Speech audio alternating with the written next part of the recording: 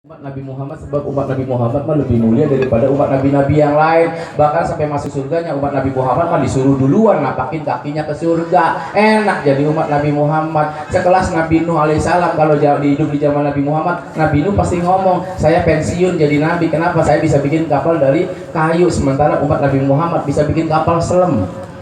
Sampai sekarang kapal selam tuh ada di pinggir jalan tuh, empe-empe kapal selam. Saking hebatnya umat Nabi Muhammad.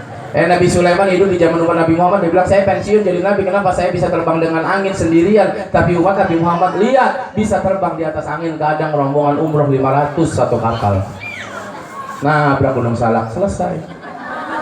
Hebat ya umat Nabi Muhammad.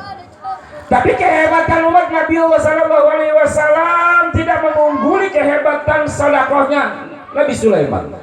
Nabi Sulaiman senangnya ngumpulin kuda, Bu. Di mana ada kuda yang bagus, mahal harganya, sampai ngejual apapun dibeli sama dia. Melihat kuda, Baginda, ada anak kuda di sana bagus, cakep, warnanya biru, sayapnya cakep, badannya gede, beli. Ada ribuan dia punya kuda. Hingga suatu hari Nabi Sulaiman alaihissalam lagi ngeliatin kuda-kudanya yang indah. Waduh, yang merah cakep, yang biru cakep, sayapnya hebat, kakinya kekar, larinya cepet, cakep kuda. Lagi enak-enak ngeliat kuda, tiba-tiba Nabi Sulaiman nengok ke arah barat. Pas nengok, nangis Nabi Sulaiman. Matahari sudah mulai tenggelam. Di situ Nabi Sulaiman ngomong, ya Allah ya Allah, gara-gara kuda-kuda ini, kuda-kuda berupa harta-harta ini menipu mataku, sehingga aku terpesona melihat hartaku berupa kuda, dan aku lupa sama Allah. Ibadah asarku ditinggalkan gara-gara asik ngeliatin harta berupa kuda-kuda.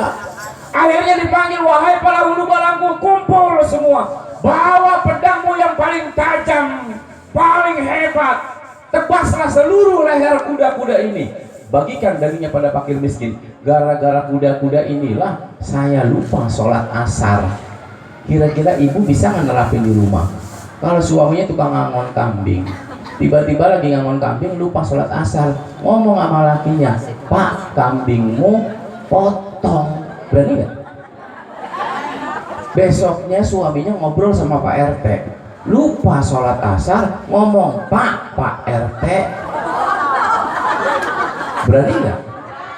Besoknya suami ngomong sama Pak RW, sampai lupa sholat asar, ngomong sama suamimu, Pak RW. Berani apa enggak? Besoknya suami ngobrol sama bini muda, sampai lupa sholat asar, bilang sama suamimu, Mas, bini mudamu semangat.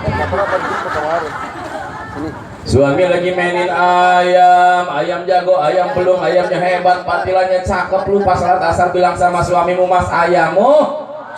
Besoknya suami mainin burung perkutut, pagi siang sore dimandiin, dimasih makan, sampai lupa sholat asar, maka bilang sama suamimu, Mas, burungmu.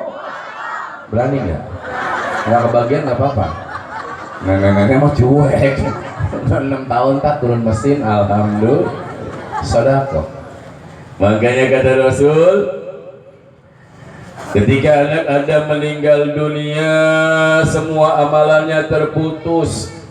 Sholat kagak wajib, zakat kagak wajib, haji kagak wajib, zakat, puasa kagak wajib. Tapi ada 3 andalan utama, amalan-amalan yang walaupun orangnya udah paeh tapi mengalir.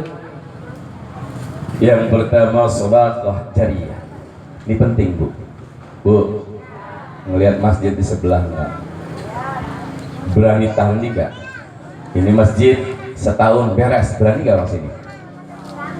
Contoh masjid saya bilang ini masjid 3 hari rubuh 3 hari. Bangunnya 6 tahun belum kelar-kelar sih. Berubuh cepet. Sedekah jariyah, sebab sedekah jariyah di samping amal ibadahnya mengalir, bakal jadi lentera di dalam kubur. Kalau ibu ngasih sedekah 1 juta, Allah kasih bolham di dalam kuburan. Kira-kira kalau ada bolham terang apa enggak? Malaikat kelihatan apa enggak? Pas mau mantra buka, kata kita, tenang, gue udah ngeliat lu, bakal gue jawab. Apalagi kalau yang bawa contekan dari dunia, kelihatan, karena kita punya bolham 1 juta. Orang kalau ngasih duitnya 100.000, insya Allah di kuburan dapat 4 Roma. Gelap kompak. Pas mau tanya ke heula ya, mau paheula ieu.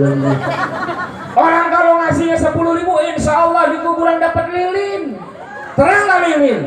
Babi ngepek aja pulang bawa duit tuh lilin.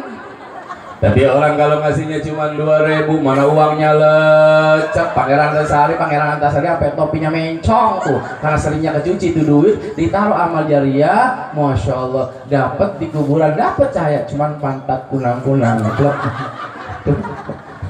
Kira-kira dapat ngelihat malaikat nggak bu? Ibaratnya seperti lentera di dalam kubur, makanya jangan berhenti amal jariah. Bu, saya kemarin sholat di Masjidil Haram, kemudian di Masjid Nabawi.